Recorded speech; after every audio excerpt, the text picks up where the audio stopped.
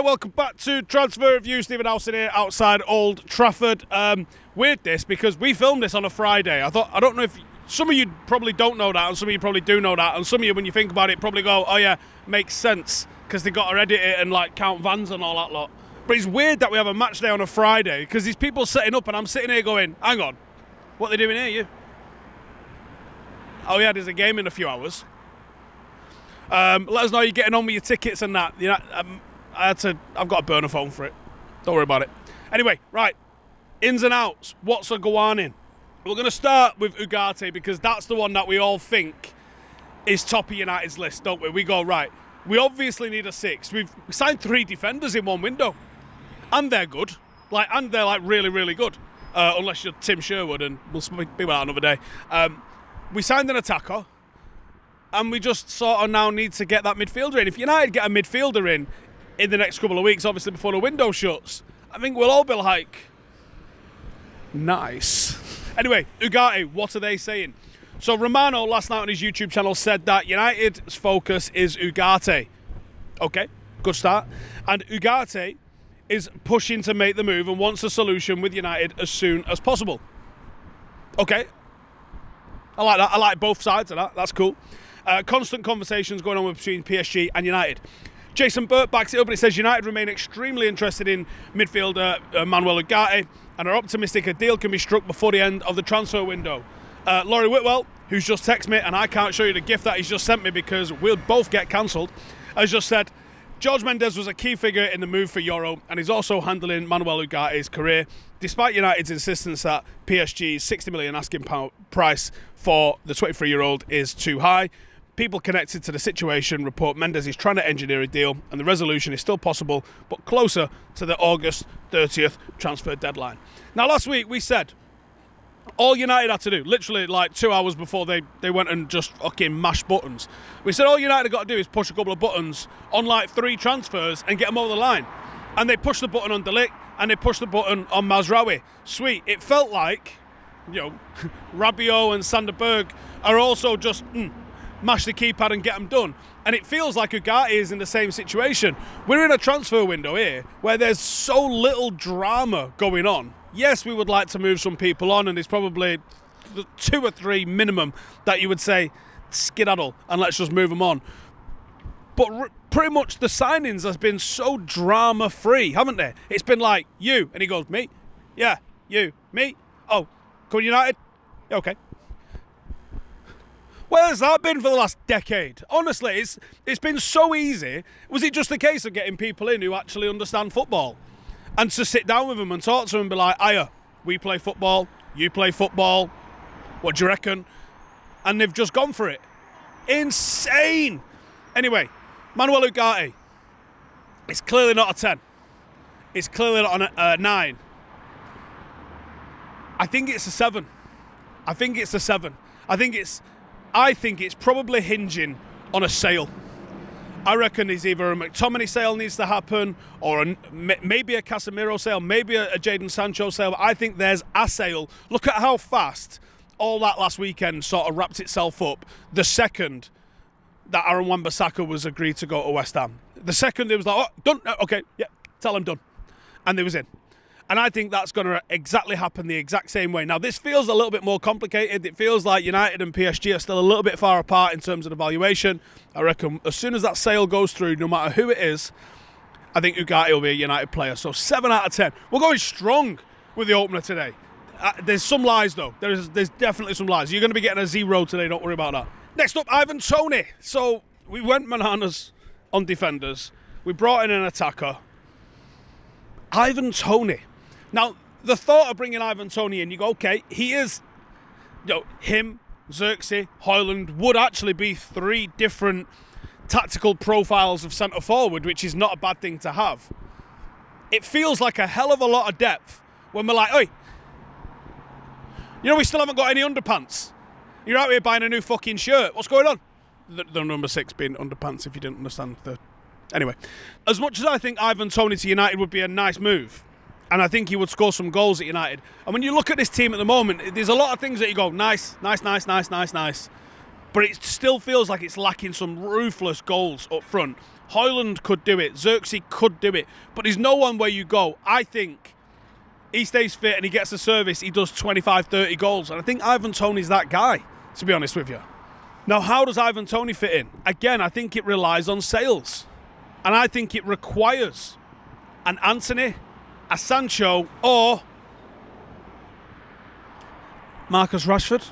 I don't think you see Ivan Toney in a United shirt until at least one of those three has been moved on. Because otherwise, I just don't think it adds up. And I'm not even sure he adds up as a profile of player that Ineos are seeming to go for. He just feels a little bit outside their sort of target range of like under 25, not on a load of dough. And obviously with Solanke moving to Tottenham this summer for 65 million, Brentford are right within their rights to go, 60, 70 million pound for him. And you can't really complain at that. Now, that feels like too much money, really. But you can't really argue with that sort of valuation when Solanke's gone for 65. So Ivan Toney to United at the moment, I think there's a possibility of it happening. But it's no more than a 2 out of 10. Next up, Rabiot. Now, this is reported in several places. And it's saying that Rabiot, he's on a free transfer. He is doing the David De Gea sunbed move at the moment, where he's just chilling. He's probably had loads of offers come through. Some of them will be mental. Some of them are definitely Turkish. And they'll be coming in and be like, listen, what do you reckon? What do you reckon? What do you reckon? He's interested in United, supposedly. I reckon United are interested in him as well. In terms of a player that United could do with, he fits this for me. He is a player that I think would do well at Manchester United and really bolster a position that we need good quality people in. Yes, there's issues with his mum, potentially, which is a mad thing to say, but I've said it.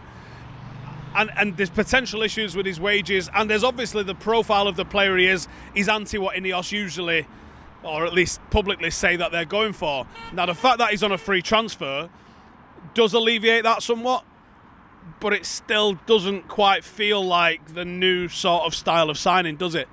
I think he's on a list, and I think he's low down on that list, but I do think he is on a list. So I'm going to say Rabiot United at the moment, a 4 out of 10. I could see it happening, but I think there's going to have to be other people we miss out on, and probably a handful of players need to move on, and then we'll bring him in to bolster the squad. And his wages could go either way as well, I reckon.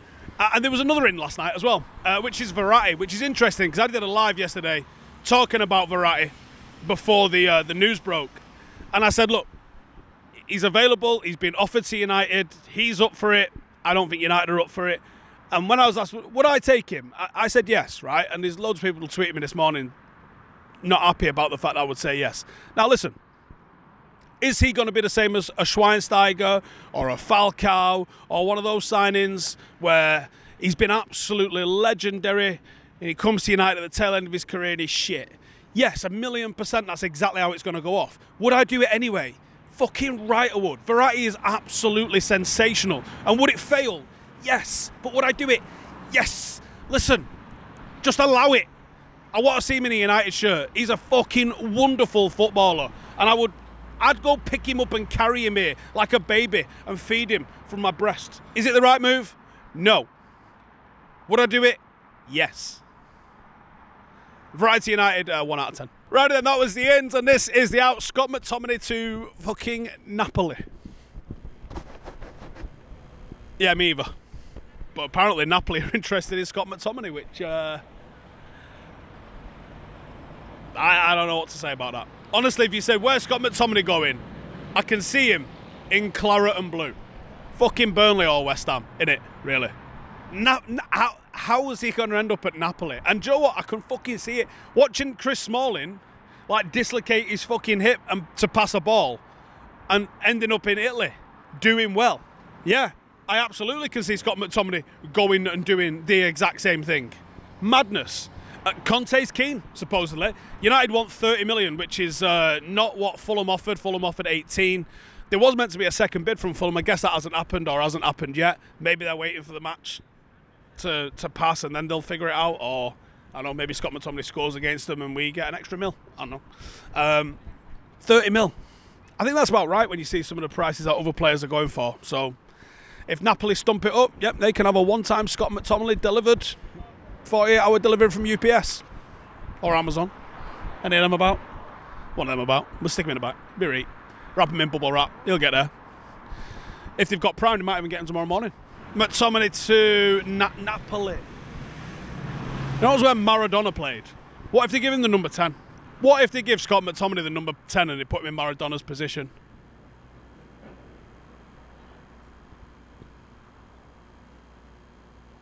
What the fuck?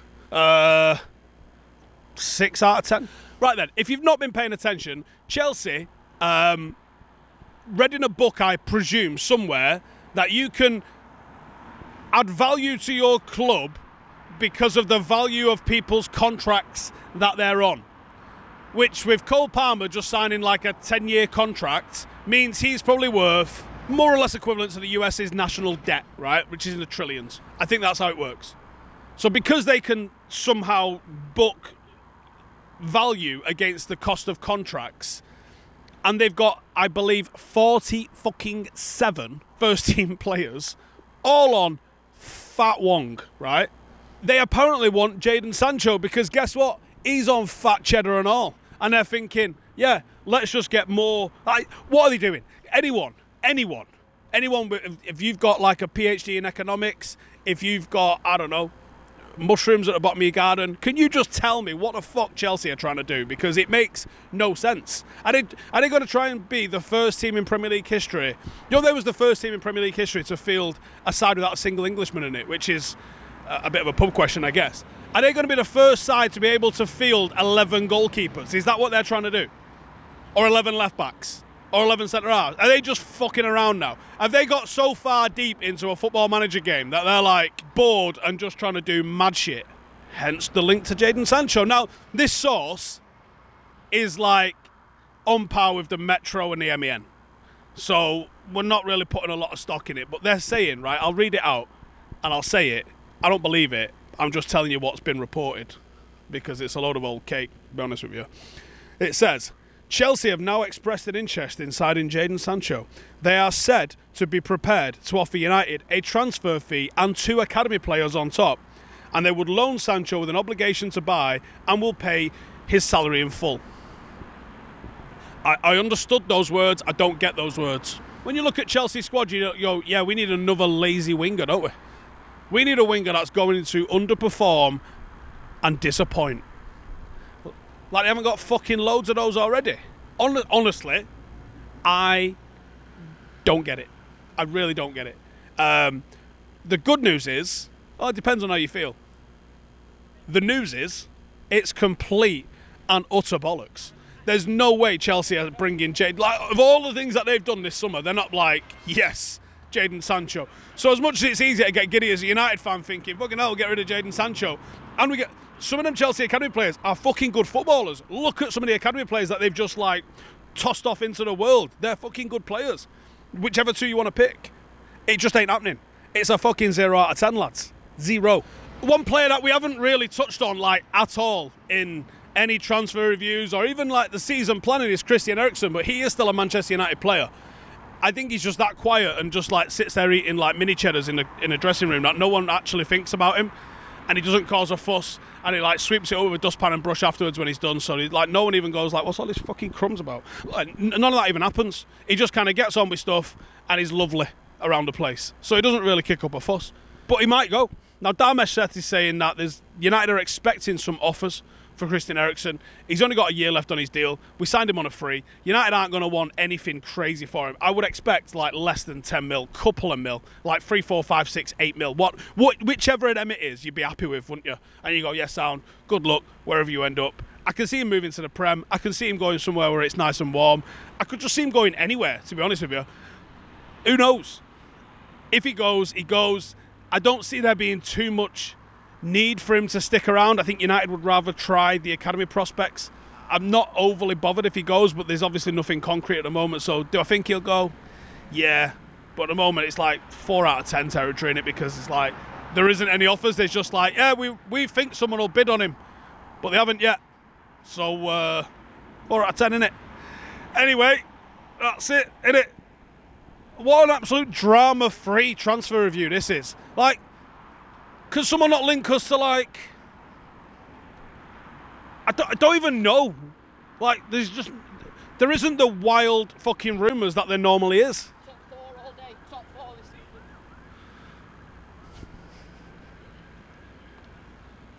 A man just ran past going top 4 all day. Oh, cool. Anyway, latest.